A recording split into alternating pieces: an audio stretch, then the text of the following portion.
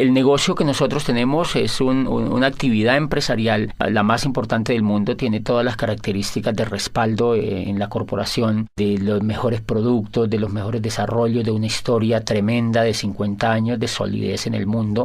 Luego, ese no es el mayor problema en un tipo de negocios como esto.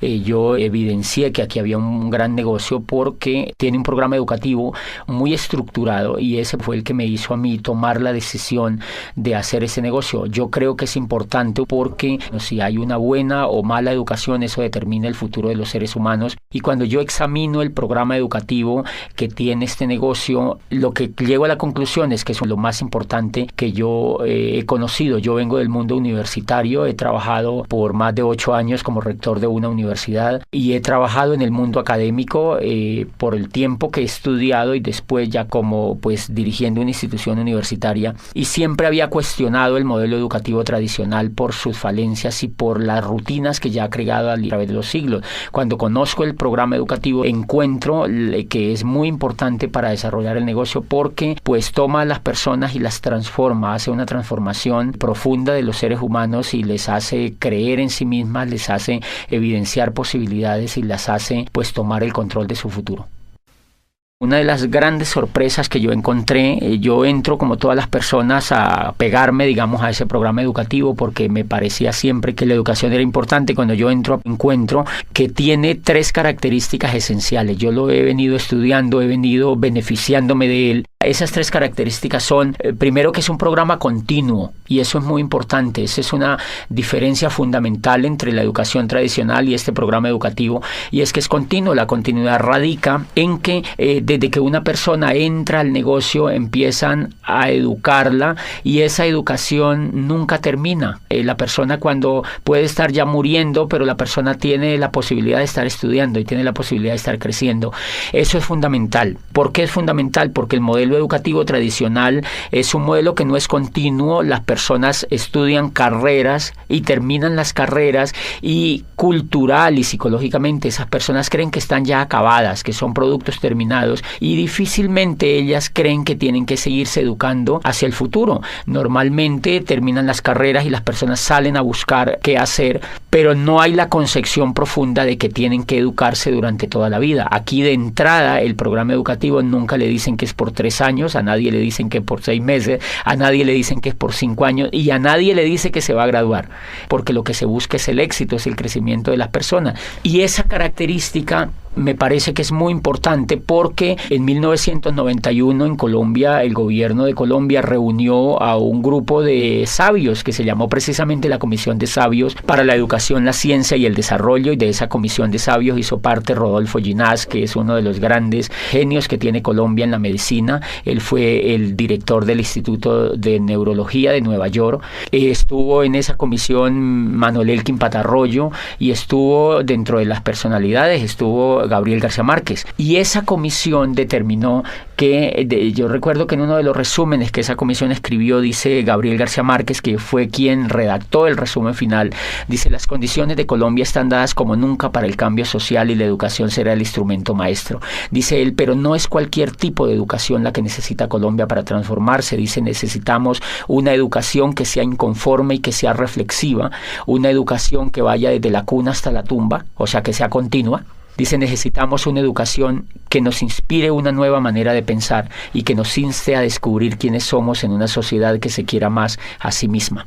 Y eso es fundamental porque en el año 2001, yo estaba viviendo en Europa y un día en la ciudad donde yo vivía bajé a comprar el periódico y encontré que había un aviso donde requerían un empleado para una multinacional y decía: se necesita gerente de recursos humanos para una empresa en el norte de España.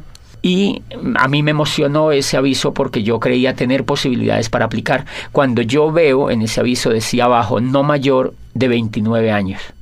Entonces, ¿qué es lo que está haciendo eso? Lo que está haciendo ahí es que están limitando a las personas y creen que las personas, por no tener menos de 30 años, no son competentes para una empresa. O sea que están reciclando a la gente. La industria, uno de los pecados de la era industrial es que recicla a las personas, porque cuando ya no tienen las habilidades de la juventud las desecha, y en ese sentido es porque el modelo educativo no es continuo. Si el modelo educativo fuera continuo, la empresa entendería que la persona en la edad que tuviera pues tendría las habilidades más despiertas y podría ser más productivo para la empresa. Pero como la empresa sabe que la persona ha terminado la carrera a los 21 años, entonces ya quiere que la persona trabaje esos 5 años, donde está el mayor auge de entusiasmo, trabaje para la empresa. Cuando ya va llegando a los 30 años, la empresa ya cree que esa persona no es competitiva. He visto personas de 50, 60 años estudiando libros y volviendo a tener esperanza en que ellos pueden hacer algo importante en su vida, y eso lo logra la educación. José, cuéntanos por qué hay personas que no pueden tomar el programa educativo tan fácil o tan rápido como otras. En muchos casos es porque los líderes no los promueven lo suficientemente. Como este es un negocio de liderazgo, los líderes siempre tenemos que decirle a las personas qué es lo más importante para ellas. Y entonces pueden haber varias fallas. Una, que los líderes no están lo suficientemente comprometidos con lo esencial que tiene un negocio como estos, y es la educación. Y la segunda cuestión es que hay personas que definitivamente no quieren educarse, porque la educación es un asunto voluntario. La educación está allí para que la gente la tome, así como el éxito, así como el progreso, así como la abundancia, así como la posibilidad de avanzar en la vida es una opción. La educación también es una opción. Por fortuna estamos en un país donde pues las personas optan por educarse o no, donde todo es libre, y entonces aquí también ese es un elemento importante. Hay personas que no creen que sea importante para ellos, y ahí hay un tema de conciencia que hay que respetarlo. Una segunda característica que tiene ese programa educativo y que me parece definitiva es que es coherente. La primera característica es continuo, la segunda es que es coherente. La razón número uno, la cual me sorprendió a mí, es que los maestros que educan en el negocio tienen el resultado en la mano. Diferencia fundamental con el modelo educativo tradicional. El modelo educativo tradicional, no siempre o casi nunca los que educan tienen el éxito. Entonces, a mí me sorprendió ver que yo fui a un seminario y los que me hablaban en ese seminario eran diamantes. O sea, eran libres financieramente, y ellos me estaban enseñando a mí a ser libre financieramente. Entonces, obviamente, cuando yo escucho a alguien que tiene el resultado, eso me da confianza, eso me da fe, porque ella es una persona que tiene las mismas capacidades que yo, y entonces yo creo que yo también lo puedo lograr. Y eso en educación, desde el punto de vista pedagógico, es determinante, que la persona que eduque a otros tenga los resultados de éxito que está transmitiendo a las otras personas. Yo, cuando conocí el mundo universitario, me daba cuenta que habían profesores, por ejemplo, que enseñaban administración de empresas y nunca habían tenido ninguna empresa. Entonces le enseñaban a los estudiantes a montar empresas, pero ellos jamás habían tenido la oportunidad de tener una empresa, ni nunca la querían tener además. Y entonces encuentras tú profesores de finanzas, por ejemplo, que enseñan finanzas a los estudiantes y ellos están quebrados financieramente. Yo recuerdo una vez cuando yo estaba trabajando en el mundo universitario, entrevisté a un profesor y él daba macroeconomía, y entonces yo le pregunté, bueno, tú que sabes tanto de la economía, tú debes estar muy bien económicamente, y me dijo, no, yo la verdad no estoy bien económicamente, tengo muchas deudas, tengo problemas financieros, pero es que eso hace parte de la microeconomía y yo lo que enseño es macroeconomía. O sea que es una cosa bastante interesante, y eso tiene mucho que ver con la incoherencia. Nuestro modelo educativo tradicional definitivamente se volvió muy incoherente, y entonces tú encuentras profesores que enseñan éxito, que hablan de éxito, pero ellos no lo tienen, que hablan de dinero, pero ellos no lo tienen, que hablan de empresas, pero ellos no lo tienen. Y entonces ese es uno de los fracasos importantes del modelo tradicional. ¿Por qué? Porque los muchachos, como tienen ese espejo en sus profesores, ellos terminan duplicando a sus profesores, y eso empieza a generarse una ola de pobres que educan a pobres, de pobres que educan a pobres, que se educan entre los pobres, y todos terminan siendo pobres. Entonces por eso tú encuentras gente que les cuesta tener resultados financieros importantes, porque el reflejo y el espejo que ellos han tenido durante todas sus carreras por 20, 30 años de estudio ha sido de incoherencia. Y me hace acordar de una historia bellísima que leí en pedagogía alguna vez de un muchacho que quería estudiar cacería de dragones, era en Oriente, y él había encontrado que existía, pues la mayor necesidad de esa región era atacar la plaga de los dragones que lo infestaban todo. Entonces su padre lo lleva donde el maestro Lin, que era el más dotado en este tema de cazar dragones, y entonces el muchacho se matricula allá. Empieza a aprender primer semestre cómo cazar dragones 1, segundo semestre cómo cazar dragones 2, tercer semestre cómo cazar dragones 3, etcétera, etcétera. Pasan los 5 años y él se gradúa como cazador de dragones.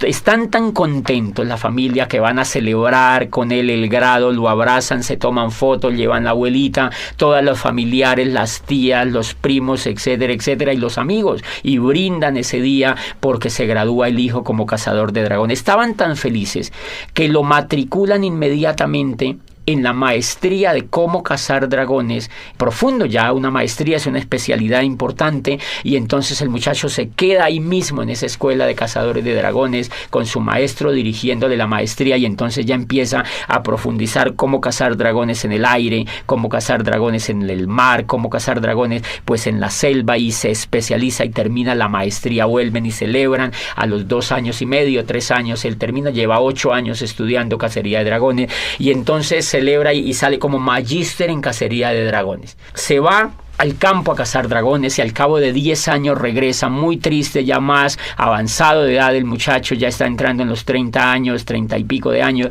y entonces le dice al maestro, maestro, yo estoy muy triste, y le dice, ¿por qué estás triste? Le dice, mire, yo estudié aquí contigo en esta escuela cacería de dragones, fui aplicado, nunca me supleteé, nunca habilité, hice todo lo que tú me dijiste, repetí todas las asignaturas, hice todo el pensum, y me gradúo como cazador de dragones, y no solo me gradúo como cazador de dragones, sino que hago una maestría en cómo cazar dragones a nivel de especialidad. Me gradúo de magíster como uno de los más brillantes estudiantes, y llevo 10 años en el campo, y no me puede creer, maestro, no solamente no he cazado ni un dragón, sino que ni siquiera lo he visto.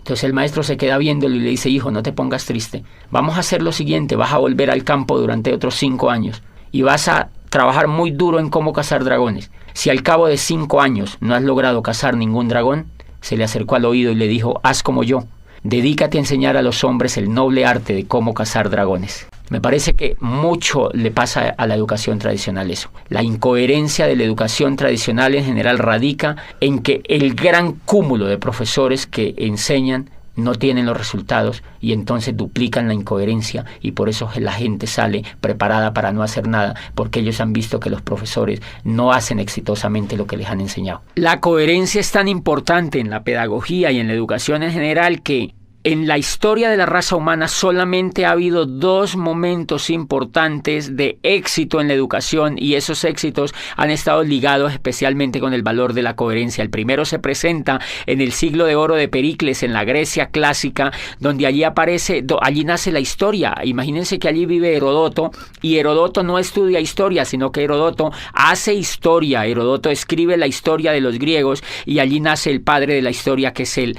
Él empieza a escribir sobre lo que le pasa a los griegos, y por supuesto que si una persona quería estudiar historia, suponiéndose que existiera una persona que quisiera familiarizarse con la historia, pues va donde Herodoto, porque Herodoto es el historiador. Y nace en el siglo de oro de Pericles Sócrates, vive Anaxágoras y vive Platón, y entonces ellos empiezan a crear las escuelas filosóficas más importantes que pues iluminaron a Occidente y siguen iluminando la filosofía occidental. ¿Qué era la característica de estos filósofos? Que ellos no fueron a estudiar filosofía, sino que ellos eran filósofos, o sea, eran coherentes, ellos hacían filosofía, y entonces pues así Sócrates empieza a hablar a los jóvenes en las calles y en las plazas, y empieza a reflexionar sobre la vida, sobre los valores, sobre la amistad, y reúne a los jóvenes y les cuenta sobre la vida, sobre el universo, les habla sobre la belleza, etcétera, etcétera, y los jóvenes son extasiados escuchando a Sócrates, de manera que esa coherencia que él tiene de no enseñar filosofía, sino de hacer filosofía, hace que Platón, por ejemplo, se interese en la filosofía, y hace que otra cantidad de discípulos que surgieron a raíz de la aparición de Sócrates en la escena ateniense, pues empiece a duplicarse, y lo que se duplica entonces es el éxito de la coherencia. Y nace también en el siglo de oro de Pericles la tragedia. Nace la tragedia, y entonces allí vive pues Sófocles, Eurípides y Esquilo, los grandes creadores de la tragedia viven en ese siglo, y pues obviamente ellos no enseñan tragedia, ellos lo que hacen es que hacen tragedia, y lo que hacen es que enseñan con el ejemplo. Nunca antes se ha visto otra etapa más impresionante de gloria, de crecimiento y de creación que la que se da en el siglo de oro de Pericles, y ha sido pues el ejemplo máximo de la educación. Y paradójicamente allá nace la historia, pero no hay facultades de historia, nace la filosofía y no hay facultades de filosofía, y nace la tragedia, la gran literatura de los griegos, pero no hay escuelas de literatura.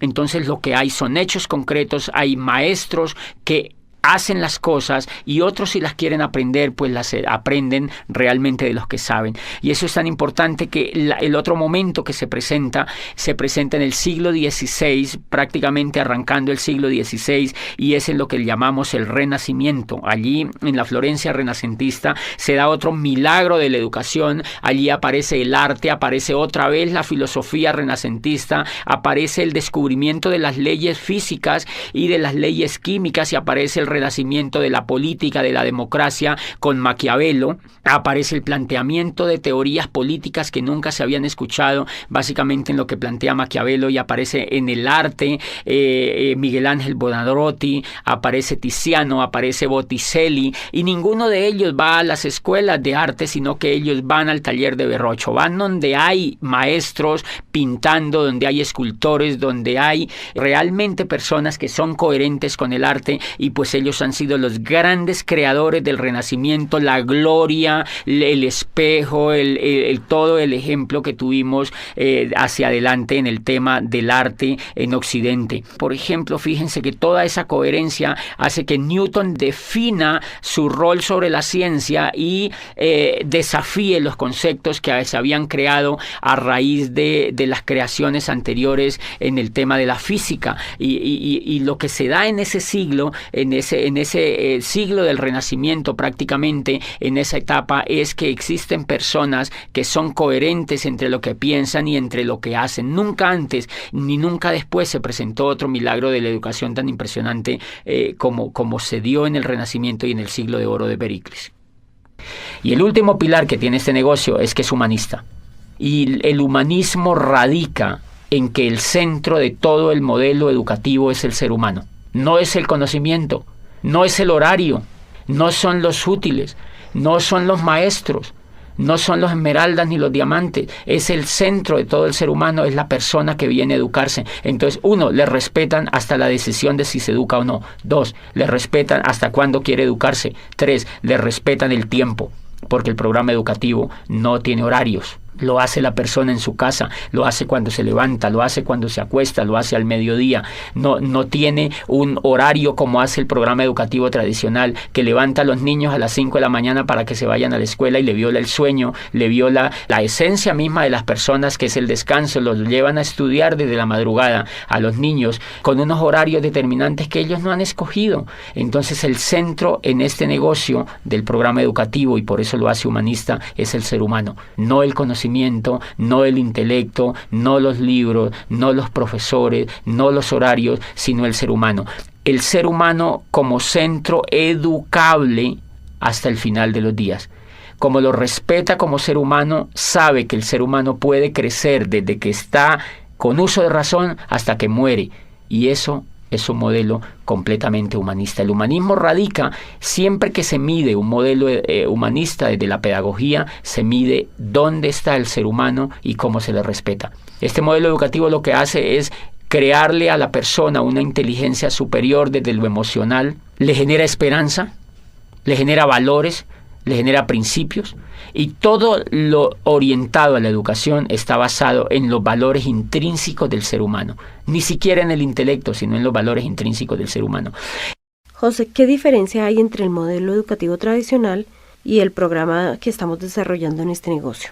Bueno, fuera de esas diferencias que son monumentales, Son diferencias como, por ejemplo, que el modelo educativo tradicional se enfoca en la educación intelectual. Y resulta que los grandes descubrimientos que se han hecho en la pedagogía apuntan a que el éxito de las personas en la vida no está basado en el intelecto, sino en la emoción. Entonces, una diferencia nuclear del programa educativo es que no educa el intelecto, sino que educa la emocionalidad. Hay una obra de Daniel Goleman que se llama Inteligencia Emocional, es un profesor de Harvard y fue uno de los primeros estudios serios que se hicieron recientemente sobre el tema de la educación emocional, y empezó la pedagogía a darse cuenta que la educación emocional era mucho más importante que la educación intelectual. Me explico. Si nosotros observamos, por ejemplo, escuchando o leyendo, cuando uno lee lo que escribió Einstein, por ejemplo, dice Einstein que es más importante la imaginación que el conocimiento. Lo que lleva a Einstein a descubrir la teoría de la relatividad es la emoción, no es lo que él sabía de física. Es la emoción, es el deseo de hacer algo nuevo, es el deseo de descubrir una teoría nueva, era el deseo de superar al maestro que había antes que él.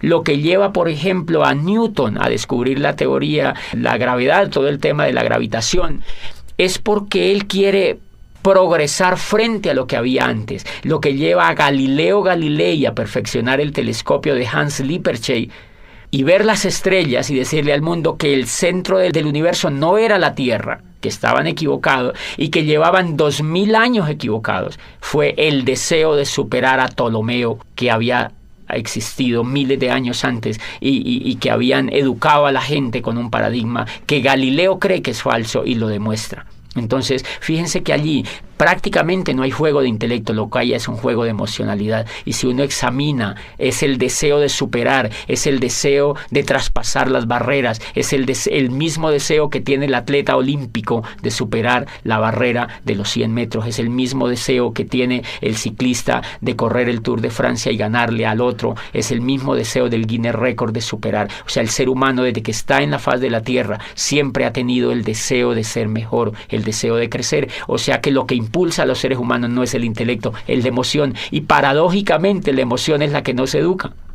La emoción no se educa ni desde la casa, o más bien se deseduca.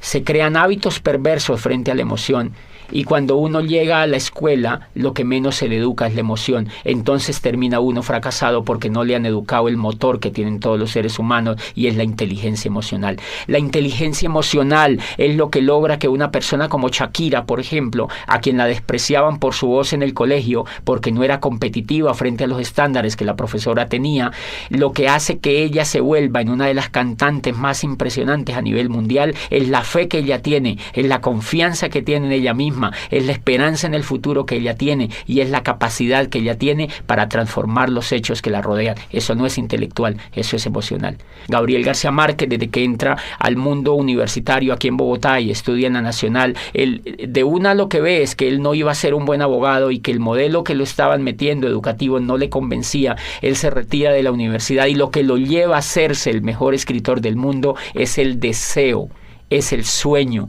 es la capacidad de querer progresar y la capacidad de creer en sí mismo. Y ahí hay un elemento fundamental que se llama la capacidad de soñar.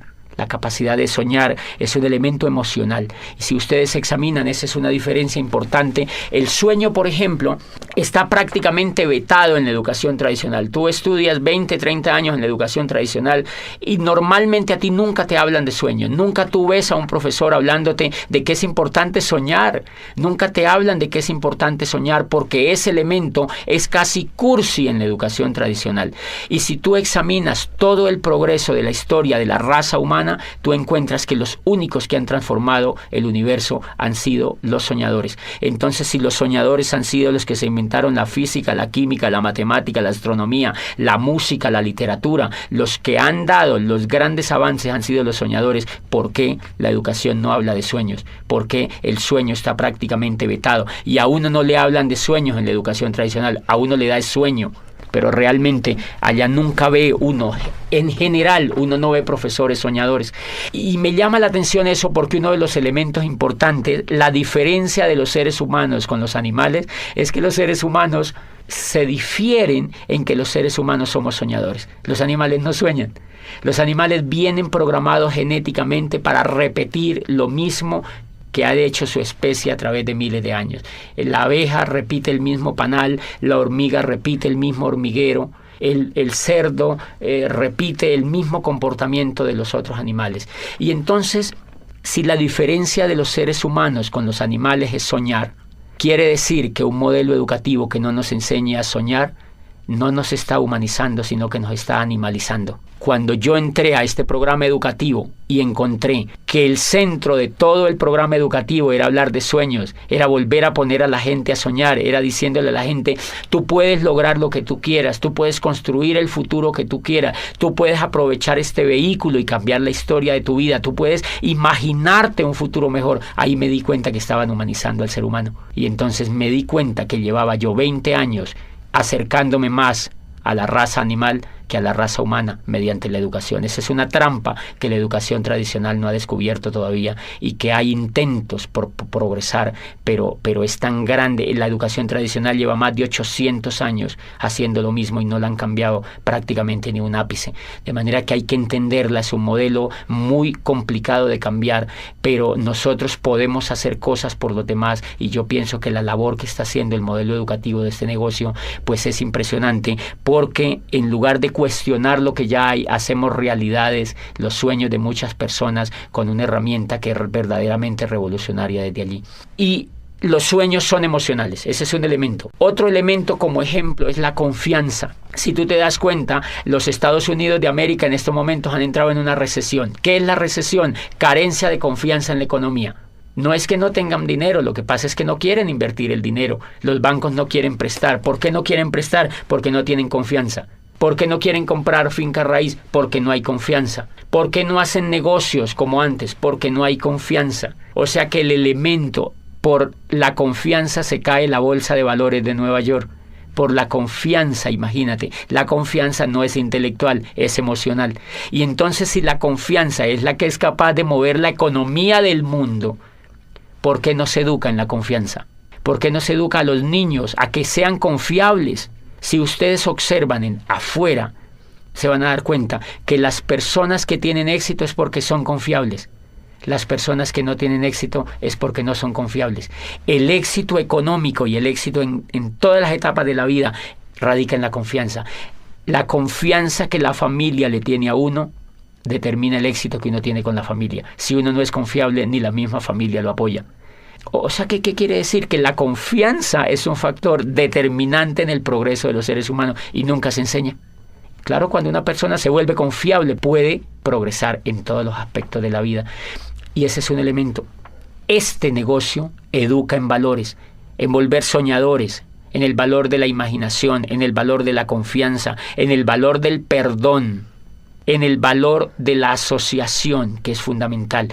La asociación, fíjate que en la educación tradicional, uno de los elementos que me gustó de este negocio es que cuando yo entré me empecé a asociar con gente rica. La gente que te educa es gente rica, es gente que tiene lo que uno quisiera tener.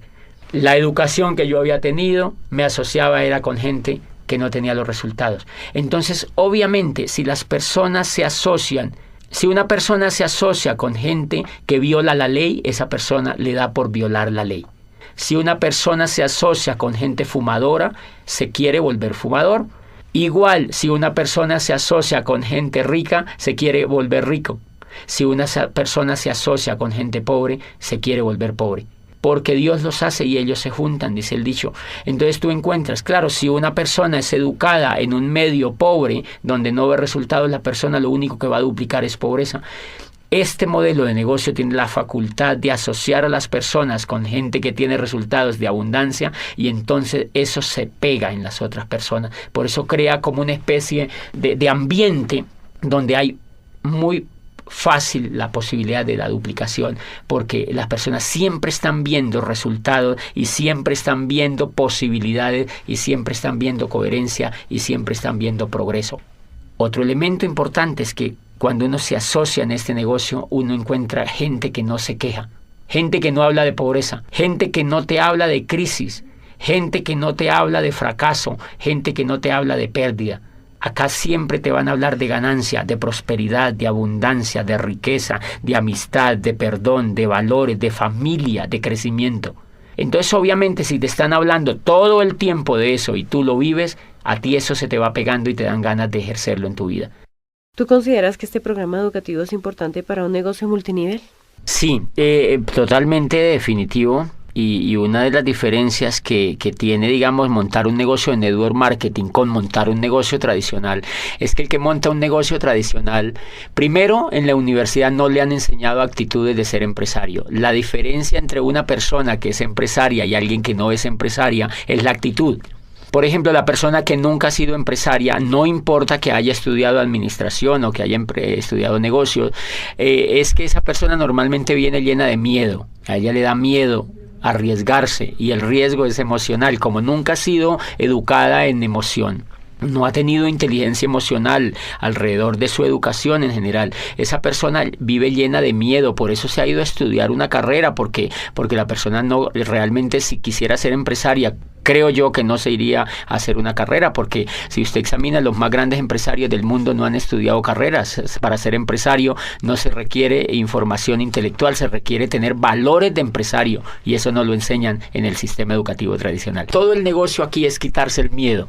Todas las personas vivimos llenas de miedo. Nosotros vivimos con el miedo. Miedo a arriesgarnos, miedo a ser el oso, miedo a quedar mal, miedo a que nos vaya mal. Siempre pensamos en qué pasa si nos va mal. O sea que llevamos mucho miedo por dentro, y esa es la razón número uno porque la mayoría de personas no son empresarias. Resulta que el miedo es el aliado número uno de la pobreza. O sea, el miedo y la riqueza no la van. El miedo y la riqueza no la van, entonces la pobreza se alía con el miedo. Y si tú observas, por ejemplo, cuando el mundo del empleo es un mundo que lo explota el miedo. ¿Por qué uno se vuelve empleado? Yo fui empleado durante 8 años. ¿Y por qué no era empresario? Porque me daba miedo. O sea, que yo era empleado era porque no podía hacer otra cosa. Cuando este programa me educa y me saca el miedo, a mí se me ocurre lanzarme a ser empresario. Entonces, ¿por qué es importante el programa educativo? Porque te va a sacar el miedo. El miedo siempre vive con uno. Lo que pasa es que el programa educativo lo minimiza, lo arrincona, lo manda a espectros donde uno no lo necesita. Y cada vez que uno se educa emocionalmente en ese negocio, el miedo se aminora. Los seres humanos en cuestiones con el miedo somos como un demaquillante. El demaquillante normalmente tiene mitad de agua y mitad de aceite. Entonces, normalmente nosotros salimos de las carreras o llegamos a la vida así, con mitad de miedo y mitad de coraje. Pero normalmente el miedo gana, porque es más fácil no hacer las cosas que hacerlas, obviamente. Entonces, lo que hace el programa educativo es que nos agita. Hagan de cuenta que se agita ese demaquillante, y el miedo se mezcla con el coraje. Y entonces, como el miedo se mezcla con el coraje, no nos puede ganar. Y entonces uno sale y da un plan, uno va y muestra los productos, uno va y hace un auspicio, uno hace algo en el negocio. Y cuando uno se ha dado cuenta, nos hemos dado cuenta que cuando uno deja de escuchar el programa educativo, deja de educarse emocionalmente, vuelve y se aparta el miedo, y vuelve el coraje, se aparta, y entonces uno para de hacer el negocio. O sea que todo el negocio en los seres humanos consiste, para ser empresarios, en quitarnos el miedo. Y por eso es importante, porque las personas llegan pues llenísimas de miedo, y eso es lo que va ocurriendo en la mente de la gente. Cuando la gente se empieza a quitar el miedo, empiezan a sentir poder. Por eso es que yo no le recomiendo a ninguna persona que sea empleada que se salga de los empleos. Cuando inician el negocio, me preguntan, ese negocio me parece muy bueno, yo me quiero salir del empleo, yo quiero dedicarme solo a esto. Yo le digo, prohibido. Porque esa persona no se ha sacado el miedo todavía.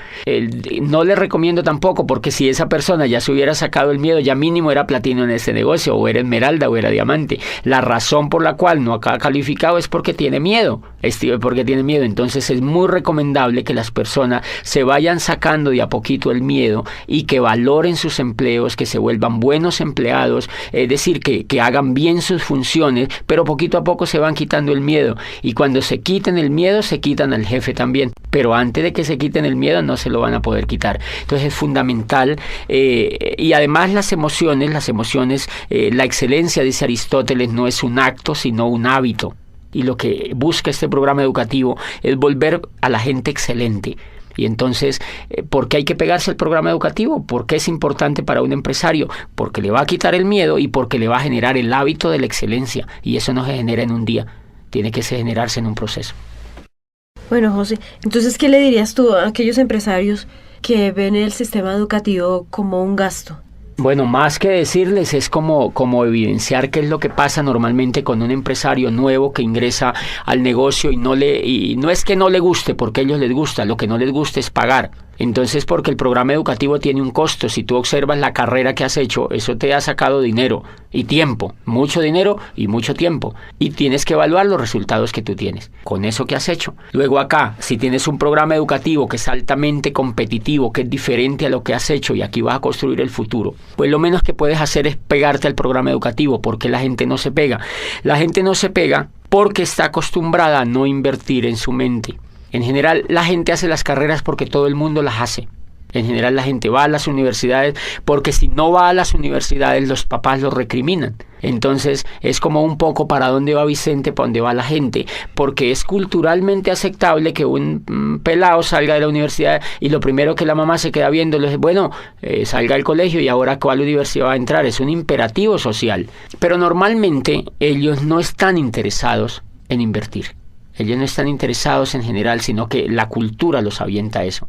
¿Qué es lo que pasa acá? Que como es mucho más libre y es mucho más optativa la decisión, más aún que hay que aclarar que este programa educativo es totalmente voluntario para los empresarios. Ninguno de nosotros podemos obligar a un empresario a que se pegue al programa educativo. La gente en general no se pega porque están acostumbrados a invertir pues un poquito del pecho para abajo. O sea, invertimos es en comida. Porque si no invertimos en comida nos morimos. Entonces la gente compra carne, compra cebollas, compra tomates, compra mercado y compra cosas para comer, pero casi no compra cosas para alimentar la mente. Entonces la mente la alimentan con televisión, la alimentan con programas de radio, la alimentan con noticieros, la alimentan con negativos, la alimentan con charlas con los amigos, lamentándose de la vida y hablando de la crisis. Entonces ese tipo de alimentación tiene muy negativizado al ser humano. Y claro, cuando ellos entran acá creen que eso no se puede cambiar porque es como un disco duro que ya viene grabado. Entonces las personas normalmente no se conectan por un hábito que tienen de no invertir en su mente.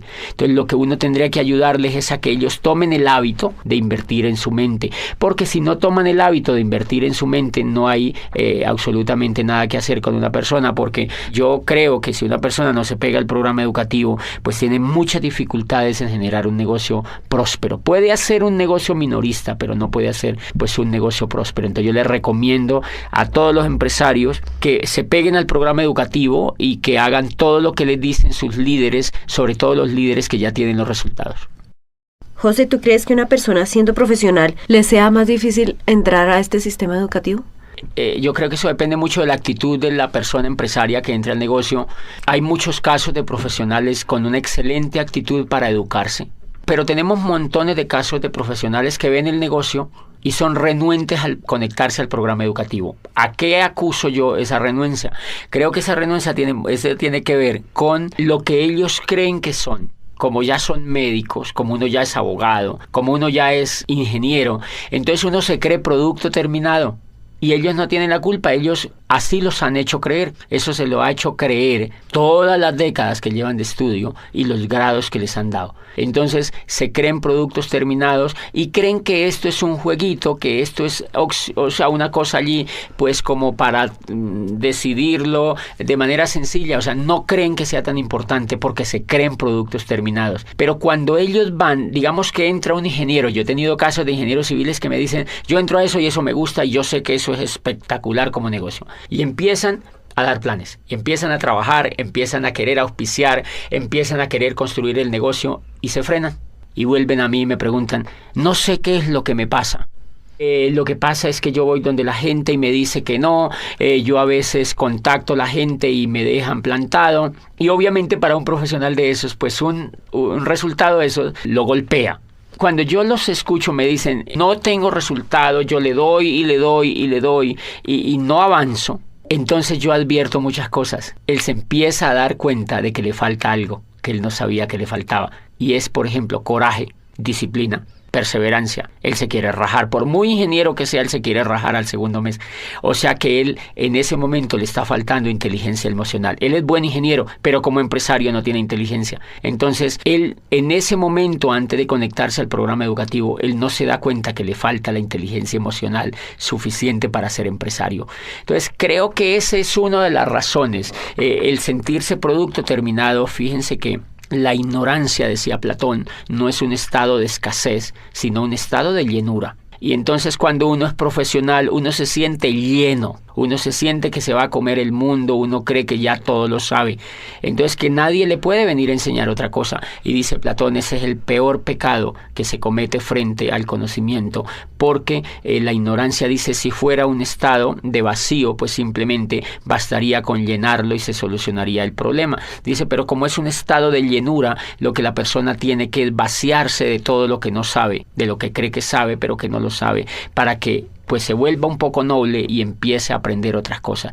Entonces la dificultad radica allí cuando esa persona entienda que creo que es más con un estrelle que él se pegue cuando arranque el negocio y se da cuenta que la gente no le hace caso, que la gente que entra no quiere estar con él, que la gente que entra se raja y normalmente es por problemas de confianza porque no confían en él, es por problema de que no lo ven entusiasmado. Y todo eso es emocional, entonces él tiene que empezar a educar ese tipo de emociones si lo que quiere es hacerse esmeralda o diamante en ese negocio. Retomando un poco sobre lo que dijiste anteriormente, háblanos sobre la coherencia y la práctica. Este tema de coherencia y práctica es fundamental, sobre todo en este negocio. Miren, cuando yo entré me sorprende que la persona se conecta al programa educativo, o sea que lo educan exitosos, pero a la vez le dan el negocio para que vaya practicando. No le dicen vas a conectarte 5 años y después le vamos a montar un negocio. Eso sería repetir el esquema tradicional. Acá lo que le dicen es se va a conectar a un programa educativo y ya le montamos el negocio. Empiézalo a practicar. Entonces, ¿qué pasa? Que la persona cuando aprende y practica, aprende 2 veces. Y entonces esa persona tiene la posibilidad de aprender muy rápidamente, que es lo que creo que es una tremendísima falla pedagógica en el modelo educativo tradicional.